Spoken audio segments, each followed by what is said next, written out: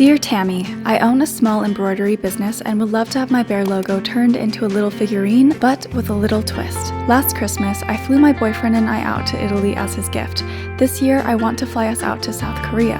The meaning behind this figurine is that my small business is able to fund these special adventures for me and my partner, which I'm super grateful for. Can you do this? Yes. Yes, I can.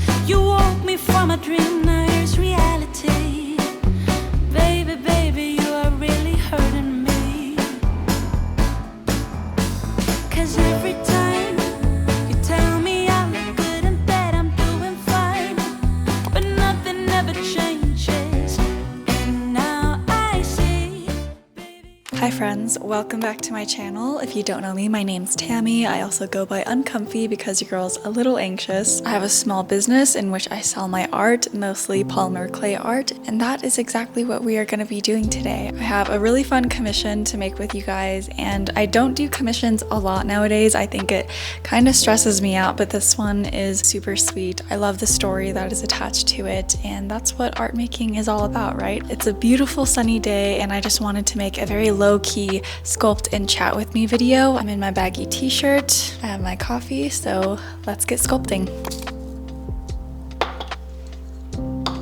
I recently got this beautiful desk mat from Studio Maggie's website. But whenever I sculpt, the colors really confuse me and I also don't want to stain it. So I sadly have to remove this from my desk quite often.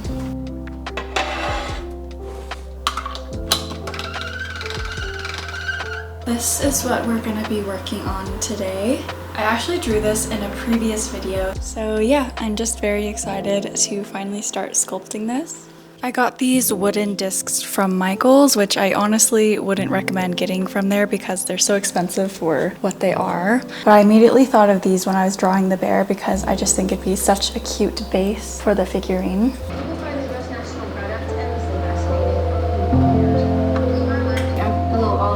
Mismatched your email. Well, I just want to thank you. It's always nice to get good feedback. No problem. See you around. Okay. Where were you? The women's study section is over there. Yeah, I was on my way. What's wrong with you? What? You're all red and blotchy. Save my marriage. The only thing I can do is cut Luke out, right? Right.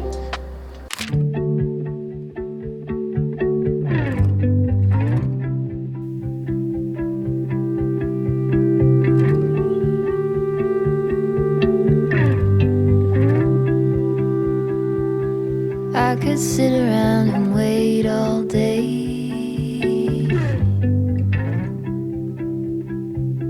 You lay easy on my mind, like a candle I just burn away. All we really have is time.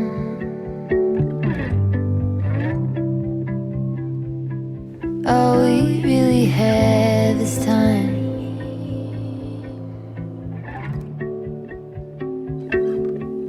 I don't wanna waste it on anybody. Take it with anybody but you.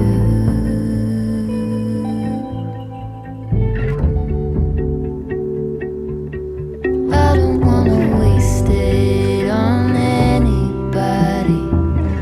Take it with anybody but you.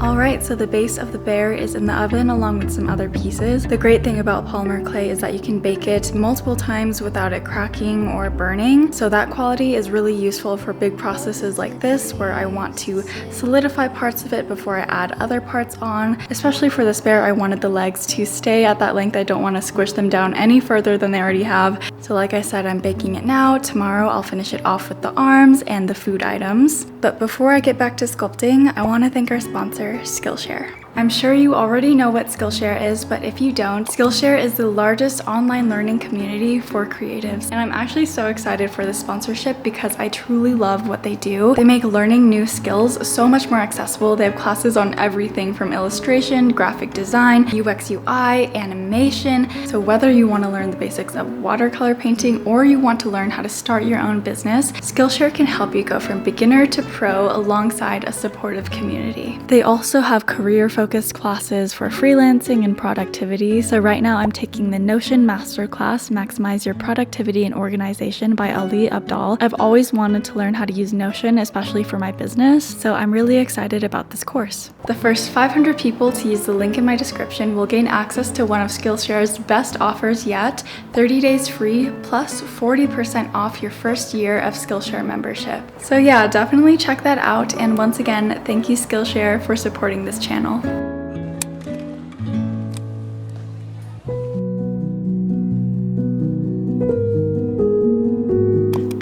Friends, it's been a couple days now and I want to show you my progress. Here's everything. Obviously I've sculpted some other normal shop orders as well, but here is the bear body that is all baked. I'm pretty proud of it. This is one of my first standing figurines, and the back had some dents in it from the foil because the foil was sharp, but I just went ahead and filled that in with some clay, and once I glaze it with resin I don't think it'll be too noticeable. All there's left to do now is to add the food items, the arms, and I'm not sure if I want to add the flowers with clay or just paint them on. If I paint the flowers on, it'll be a lot easier and I can make so many more of them and make them more detailed and pretty. But if I use clay, I think it'll be much more consistent looking. So I don't know, there's pros and cons to each method. Yesterday, I didn't record at all because I was so focused on learning how to make the food miniatures. I was watching YouTube videos and just experimenting on my own. So I think experimenting without the pressure of a camera is very important, but I am gonna remake them just for you guys so you can see how I made the pizza and the rice cakes.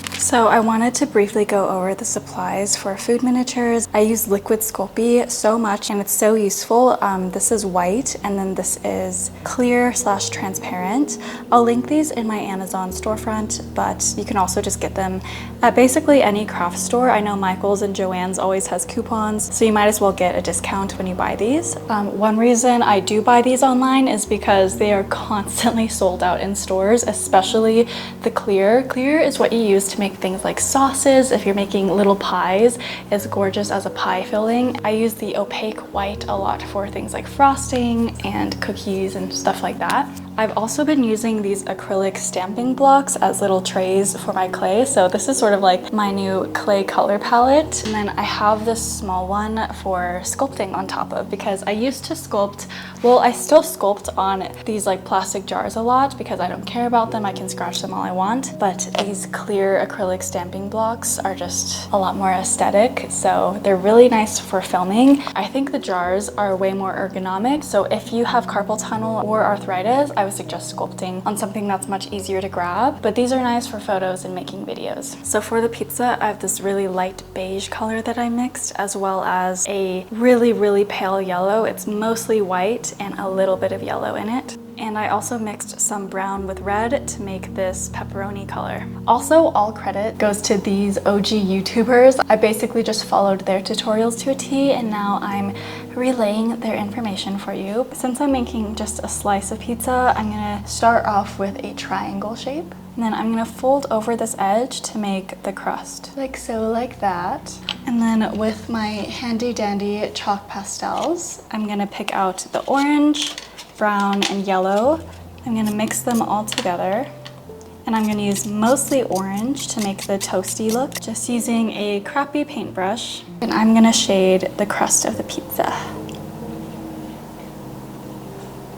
So now we have our crust, and I'm gonna take my offset spatula to scrape it off so I can make the cheese. For the cheese, we're gonna use that really pale yellow and make a triangle shape as well. And this does not have to be perfect at all. If you have a broad ballpoint tool, you can use that, but I'm just using the end of a paintbrush here. And I'm gonna add some texture to the cheese. The cool thing about food miniatures is that you would think that you have to be super precise, but you really don't, because it's just food, you know? As long as the texture and the color is okay, then it'll look like food. Just lay the cheese on there, and if it overlaps the crust, that's even better. I'm gonna add some more texture and make it look a little more drippy. I'm gonna take the pepperoni and just cut up a ton of small, tiny bits. Place each one on the pizza and use the ballpoint tool at the same time to texture them. And this is just gonna be a basic pepperoni pizza like the one that was in my sketch, but I think it looks so cool if you added like basil or olives or onions. Okay, here is our pizza so far. It looks good, but I don't think it looks that realistic. So this is where the magic happens with the liquid SCULPT. I am gonna take some of the cheese color that we made, and I'm gonna pour in some of the white liquid SCULPT and mix them up. And you want it to be sort of thin to make it look like it's like melted cheese. So having an offset spatula is so useful for this step.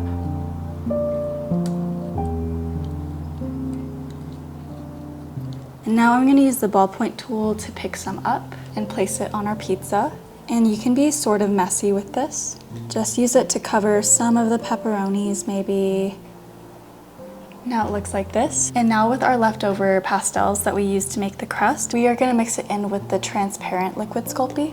And this color is gonna make the greasy part of the pizza, because when you get pizza, it's often a little bit greasy, and this is what's gonna really sell the realism of the miniature pizza. So because this is the clear, it won't end up like this color. After it's baked, it's gonna be a lot more translucent. And same thing here, we're just gonna dab on that grease intermittently. Mix it in with the cheese and the pepperonis. And you can go back and forth between adding the grease and the cheese. Now for some finishing touches, I'm gonna just texture the crust a bit. And here is our pizza. It's literally the size of my finger.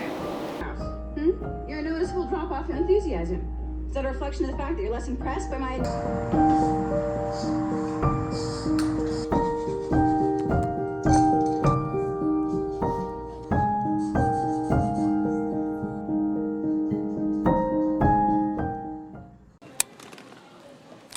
Hello. It's been a few days and I'm just adding some finishing touches now. I went ahead and pre-baked the pizza and the rice cakes, so they are fully baked, but the arms are soft because I just added them on. I didn't film much at all yesterday because I went to ceramics, so I find that with polymer clay I have quite a high stamina, but when I try new mediums like ceramics or painting or drawing, it really tires me out. I'm using so much brain power. But yeah, I decided to add the flowers with clay because even though I can only make really simple flowers, I love the look of a 100% polymer clay piece. I don't know, I just feel more proud of myself whenever I make something completely out of clay. No painting involved, just all the work done during the sculpting phase. I'm not even done yet, but I'm already super proud of this piece. I already made these 3 big flowers here, so now I'm gonna do tiny flowers in between, bake it again, glue it onto the platform, glaze it, and then it'll finally be done. I think it's supposed to snow tomorrow, so that makes me a little sad that I won't be able to get a very sunny finished product shot for you guys, but this will have to do.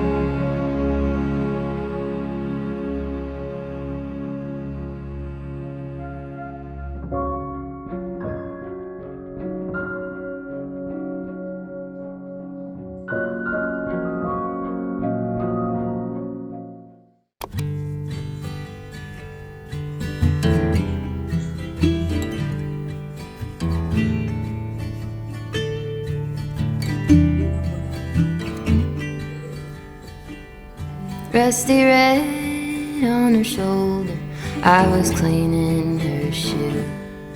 when it clicked on the trot over in the bright morning dew. We brushed and we braided dandelions